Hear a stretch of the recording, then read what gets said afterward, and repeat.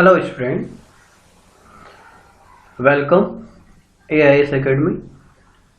आज हम basic fundamental of lines and angles से रिलेटेड बात कर रहे हैं।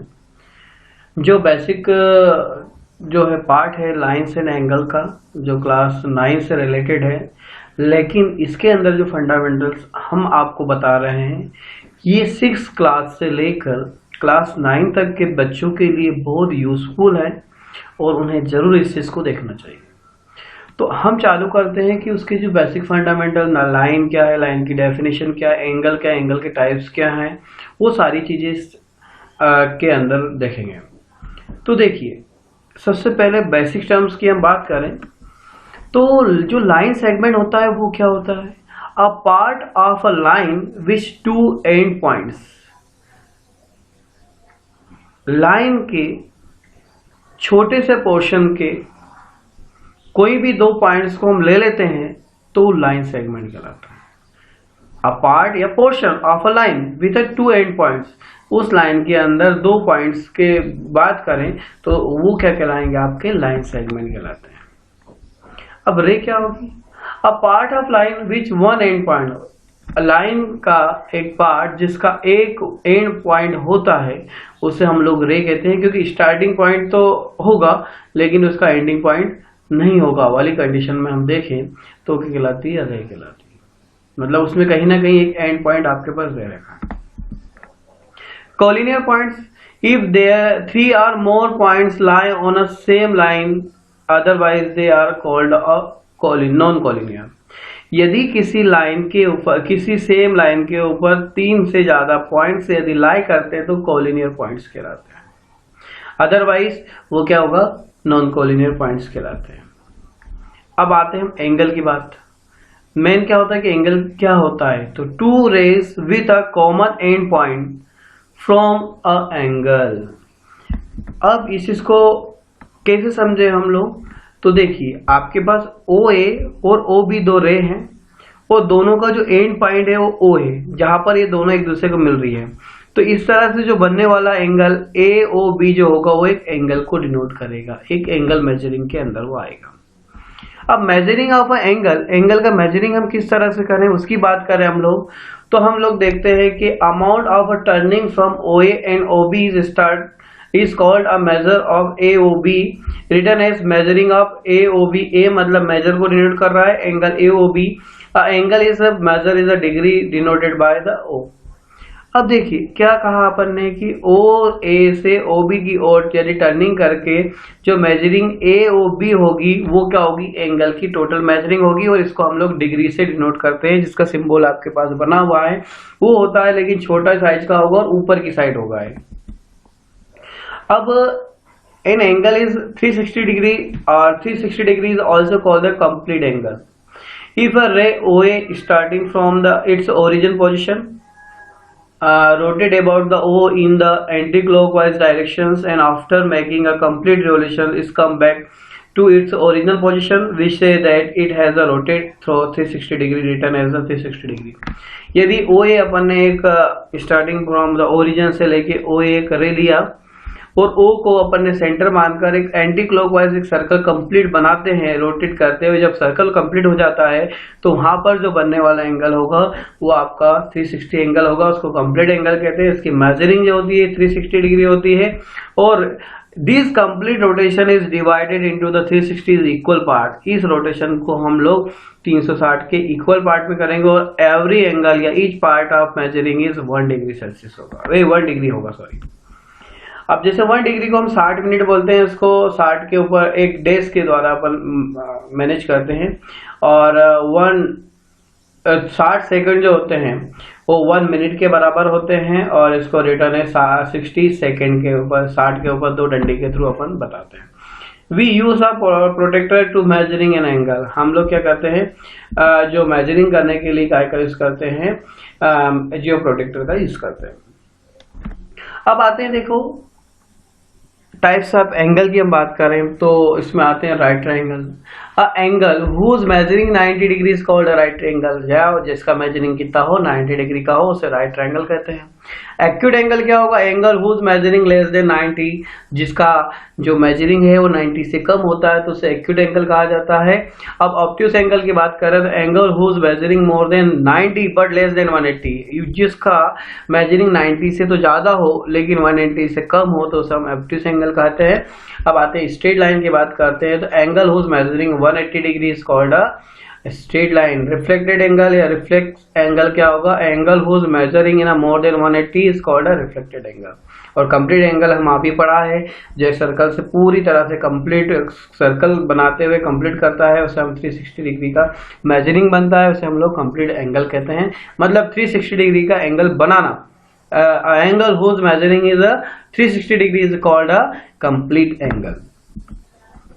अब हम आते हैं next bisector of angle. Bisector angle से मतलब क्या होगा? किसी एंगल के दो अलग अलग पार्ट में डिवाइड करना और इक्वल होना चाहिए। अरे OC जो है वो आपके एंगल AOB को क्या कर रही है? बाइसेक्ट कर रही है। यदि बाइसेक्ट करेगी तो क्या होगा कि AOC और BOC दोनों एंगल जो होंगे वो क्या होंगे? बराबर होंगे। अब बराबर होंगे उस कंडीशन पे ये एंगल और ये एंगल AOC एंगल और BOC एंगल बराबर है तो ये दोनों किसका आधा आधा होगा? हाफ होगा। AOB एंगल का हाफ होगा। नेक्स्ट हम बात करते हैं कॉम्प्लीमेंट्री एंगल की। Complement two angle are set to the complementary if the sum of their measuring 90 degree.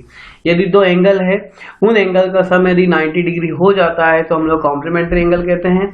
The complementary angle is also called a complement of each other. वो दोनों जो होंगे एक दूसरे के कॉम्प्लीमेंट भी होते हैं। अब इस चीज को हम देखें कि यदि एंगल दो है हमारे पास, एक 20 डिग्री 70 डिग्री, तो ये कॉम्प्लीमेंट्री एंगल होंगे। क्यों? क्योंकि 20 + 70 = 90 डिग्री होता है। और कॉम्प्लीमेंट्री एंगल की डेफिनेशन क्या होती है? The sum of two angles is 90 degree. तो 20 + 70 हम करते हैं तो 90 होता है, तो कॉम्प्लीमेंट्री एंगल का एग्जाम्पल है। अब आते हैं सप्लीमेंट्री एंगल की बात करें तो two angle are set to the supplementary if the sum of their measuring is 180 degree. यदि उनका मेजरिंग 180 डिग्री हो तो उसे हम लोग सप्लीमेंट्री एंगल कहते हैं। इसका भी हम लोग देखें कि every supplementary angle is supplement of each other. अब टू सप्लीमेंट्री एंगल होंगे तो सिंपल सी बात है, टू की हम बात करेंगे। यहाँ पर एंगल मेजरिंग 60 और 120 यदि ले हम लोग तो 60 और 120 की हम बात करें तो 180 डिग्री हो गया। तो सप्लीमेंट्री एंगल की कंडीशन क्या होती है आपकी कि दोनों का सम कितना डिग्री का होता है? 180 डिग्री का। अब हम आते हैं नेक्स्ट एडजेसेंट एंगल। अब एडजेसेंट एंगल की बात करें तो two angles are adjacent angle if they have a same vertex, they have a common arm, their non-common arm are known either side on the common arm। Common arm के either side जो होना है वो non common arm नहीं होना चाहिए।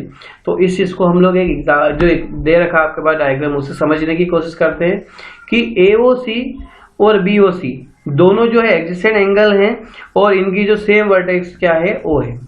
और इनमें कॉमन जो है आर्म OC है और जो कॉमन आर्म OC है वो नॉन कॉमन आर्म OA और OB के आइदर साइड दे रखी है। तो इस तरह से एडजेसेंट एंगल कहलाते हैं। अब एडजेसेंट एंगल के बाद हम आते हैं लीनियर पेयर की बात करें तो लीनियर पेयर की कंडीशन इससे थोड़ी सी डिफरेंट होती है। इसमें कंडीशन तो वही होती है, तो एडजेसेंट एंगल हमारे पास दे रखी है कौन से? AOC हो गया और COB हो गया।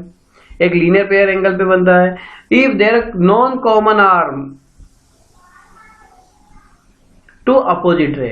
जो नॉन कॉमन आर्म रहेगी वो दोनों अपोजिट रे होगी, क्योंकि देखो OA और OB दोनों के अपोजिट फॉर्म में दे रखी है। दिख रहा है आपको कि AOC और BOC दो एडजेसेंट एंगल है। नॉन कॉमन आर्म जो है आपकी OA और OB है, दोनों अपोजिट है। तो यहाँ पर BOA जो है ये लाइन फॉर्म है और ये लीनियर पेयर ऑफ एंगल होगा आपका। Linear pair of angle AOC और BOC आपका होगा। अब हम आते हैं next vertically opposite angle. Vertically opposite angle की हम बात करें तो ऑब्वियसली बात हम जानते हैं, छोटी क्लासेस में पढ़ा कि क्रॉस का बनना और उसके जो क्रॉस वाले पोर्शन पर बने हुए एंगल क्या होते हैं? वर्टिकल अपोजिट एंगल कहलाते हैं। Two angles are called a pair of vertical opposite angle if the arm from the their two pair of opposite ray. दो अपोजिट रे के पेयर के अंदर जो बनने वाले एंगल्स होंगे वो क्या होंगे? वर्टिकल अपोजिट एंगल होंगे। एक एग्जांपल अपने पास दे रखा है कि AB एक लाइन है और CD एक लाइन है, दोनों एक दूसरे को इंटरसेक्ट कर रही होगी ऊपर। तो टू पेयर आप वर्टिकल अपोजिट एंगल इस फॉर्मेट, यहाँ पर देखिए, एक तो आपका बन जाएगा AOC और BOD, ये अपोजिट पेयर हो गया, तो ये आपका वर्टिकल अपोजिट एंगल हो गया। AOD और BOC ये भी दोनों अपोजिट हो गए, तो ये भी आपका अपोजिट एंगल हो गए। अब हम आते हैं parallel line, the line which are a same plane and do not intersect to each other, it is called a parallel line. दो लाइनें सेम प्लेन के ऊपर होती है और दोनों एक दूसरे को कभी इंटरसेक्ट नहीं करती, तो पैरेलल लाइन कहलाती है। Distance between the parallel line is same anywhere.